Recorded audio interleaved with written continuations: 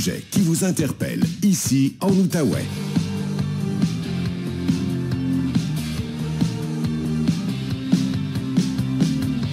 Voici Louis-Philippe Brûlé. On va continuer sur le thème de la vaccination, cette fois avec Patrick Filion, microbiologiste et professeur au Cégep de l'Outaouais. Salut Patrick. Salut Philippe. Écoute, 20 heures plus tard, toujours pas d'effet secondaire digne de mention dans mon cas. Toi, comme prof, tu as aussi été vacciné, je suppose. Comment ça s'est passé? Hey Louis-Philippe, j'ai pas été vacciné encore. Mais voyons donc. Je te le dis, prof de cégep, on n'était pas dans les groupes prioritaires comme les profs du primaire et secondaire.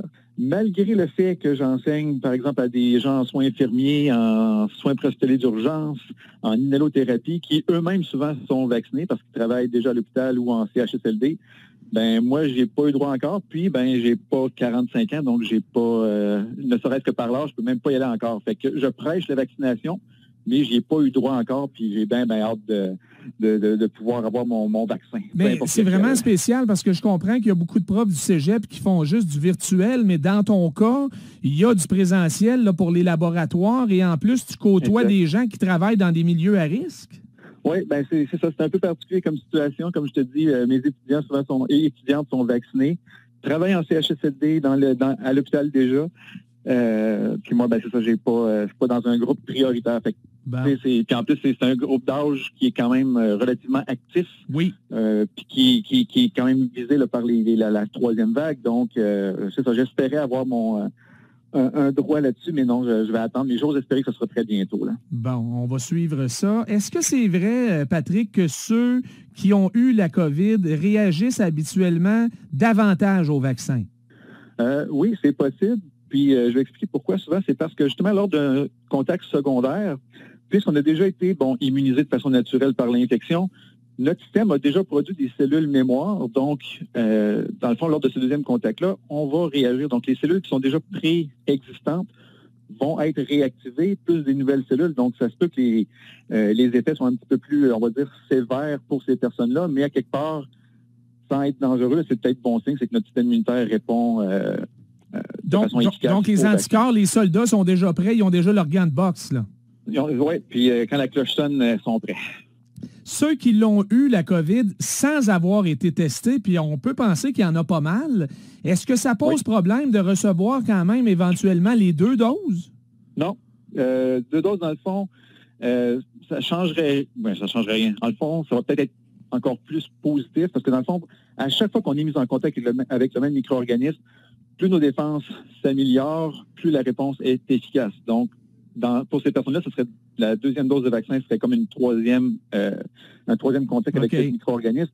Donc, ça va juste consolider leur réponse. C'est pas comme des antibiotiques? Ben, dans le fond, les antibiotiques, ce qui arrive, là, c'est parce que j'ai vu beaucoup de gens qui confondaient les vaccins et les antibiotiques. Les antibiotiques, ce qui arrive souvent, c'est que ce sont des bactéries qui, elles aussi, peuvent subir des mutations comme les virus.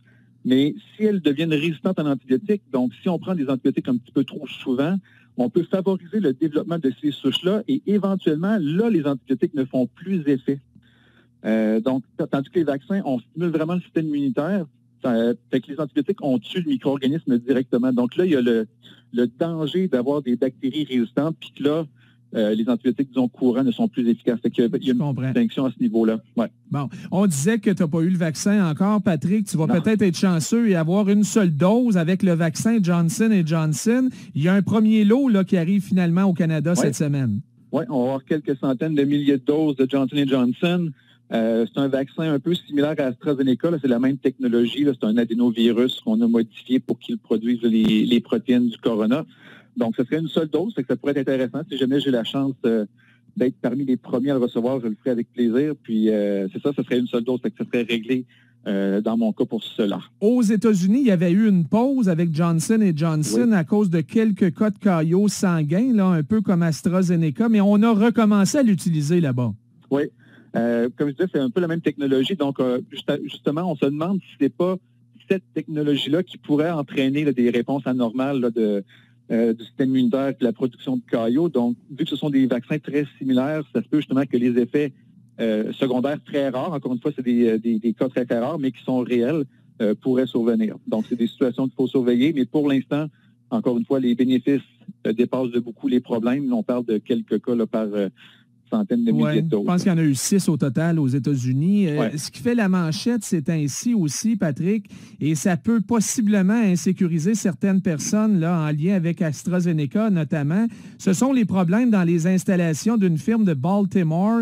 Qu'est-ce que tu peux nous dire là-dessus? Là? J'ai vu ça, mais il y a tellement d'informations qui circulent. Là. C'était quoi le problème et pourquoi on ne devrait pas trop s'inquiéter ici au Canada? Dans le fond, il faut comprendre, nous, les doses de AstraZeneca, on les reçoit de 3 places. On les reçoit d'Inde, de Corée, puis des États-Unis. Et les États-Unis, donc, il y a une industrie, puis souvent, là, c'est des sous-contractants. Là. Donc, tu as la compagnie AstraZeneca qui a mis au point le vaccin, puis tu as un sous-contractant comme Emergent Biosolutions, qui est le sous-contractant qui, lui, les fabrique.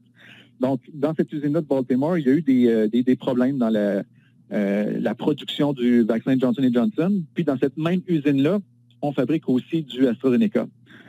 Donc là, on a retiré du marché, je pense que c'est 15 millions de doses qu'ils ont détruit de Johnson & Johnson. Mais là, il y a eu de l'inquiétude parce que l'on se dit, ben là, si nous, les vaccins d'AstraZeneca viennent de cette même usine-là, est-ce qu'ils sont sécuritaires et tout? Et je peux rassurer les gens en leur disant que oui, quand les vaccins arrivent au Canada, Santé Canada va prendre des échantillons dans les lots et les tester.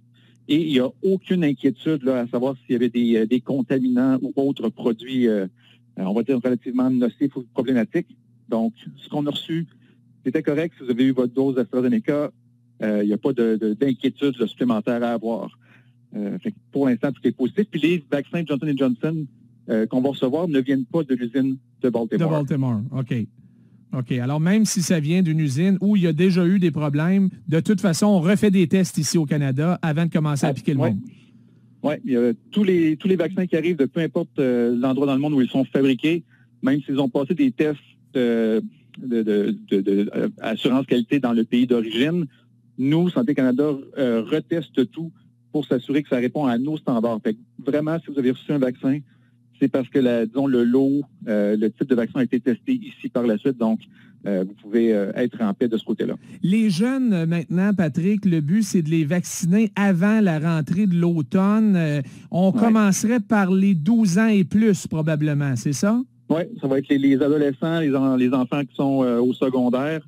Je pense que ce serait une bonne chose quand on aura vacciné là, la majorité des adultes, donc de viser ce groupe-là, qui est quand même aussi un groupe qui est peut-être porteur, qui peut être affecté, qui n'a pas nécessairement les symptômes les plus graves, mais qui peut quand même le ramener à la maison et le transmettre à des personnes qui seraient plus vulnérables.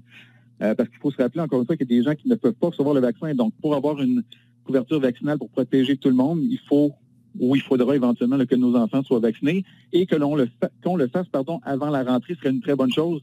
Donc, pour éviter qu'il y ait des petites éclosions dans les écoles, puis qu'on puisse, on l'espère, avoir ou que nos enfants aient des sessions normales là, à l'école. Puis dans le cas des jeunes du primaire? Ça pourrait être une chose éventuellement. Encore une fois, les vaccins n'ont pas été testés pour ces groupes d'âge-là. Tu as Pfizer qui a fait des études, entre autres, chez les adolescents. Oui, les 12-15 ans. Très bonne réponse, oui. Mais là, on n'est pas encore rendu justement à nos jeunes enfants. Mais éventuellement, ça pourrait être une chose... Pas pour la prochaine rentrée, là. Je pense que ce qui serait raisonnable là, au niveau de la quantité, puis de la disposition, puis disponibilité des vaccins, puis des tests qui seront faits par les entreprises, je pense qu'en visant les ados, ça va déjà être un bon groupe. Mais éventuellement, oui, les enfants plus jeunes pourront l'être aussi. Avant de te laisser, on laisse la vaccination de côté. Moins de 1000 nouveaux cas, en fait moins de 900 même au Québec aujourd'hui, une 50aine en Outaouais. Évidemment, c'est moins rose en Ontario, mais ça commence à baisser là, dans la région d'Ottawa et de l'Est ontarien. On voit enfin une vraie lumière au bout du tunnel. Oui, je pense qu'il y a plusieurs facteurs. C'est sûr qu'on a, dans la région, on a reconfiné de façon un petit peu plus intense. Ça fait déjà quelques semaines qu'on est comme ça, donc on commence à voir les résultats. À l'échelle de la province, c'est très positif aussi, ça diminue. Donc la vaccination, peut-être le retour un petit peu du beau temps, les gens vont, les enfants vont peut-être pas tous à l'école. Donc il y a plein de facteurs qui font en sorte que la transmission est moins grande. Donc oui, c'est très positif. Faut pas relâcher trop vite encore pour ne pas faire l'effet de yo-yo, mais je pense que une plus grande partie de la population sera vaccinée, ces chiffres-là vont continuer à diminuer. Donc, moi, je suis très, très, très optimiste face à ça. C'est sûr que là, on a tout le temps les craintes, les variants, les ci, les ça, mais soyons positifs, ça s'améliore. Oui. La vaccination va jouer un grand rôle. Puis éventuellement, c'est ça, si ça devient juste un petit rhume, ça sera déjà ça. OK? Fait que ça ne veut pas dire qu'on ne sera pas infecté, mais si les symptômes sont moins graves suite à la vaccination, tout ça va être positif. Fait que moi, j'ai vraiment espoir là, pour l'automne prochain qu'on puisse retrouver un milieu de travail plus normal, puis nos enfants puissent aller à l'école aussi. Merci beaucoup, Patrick. Bonne semaine. Ça fait plaisir. Bonne semaine, tout le monde. Voilà pour Patrick Filion, microbiologiste et professeur au Cégep de l'Outaouais.